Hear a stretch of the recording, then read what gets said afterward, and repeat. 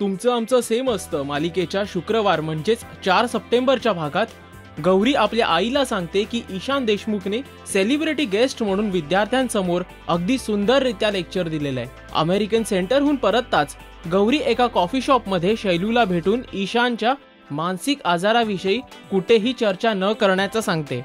इतक्यात लोला हे बोलणं ऐकते आणि गौरीचं हे बोलणं ऐकून नाराजही होते.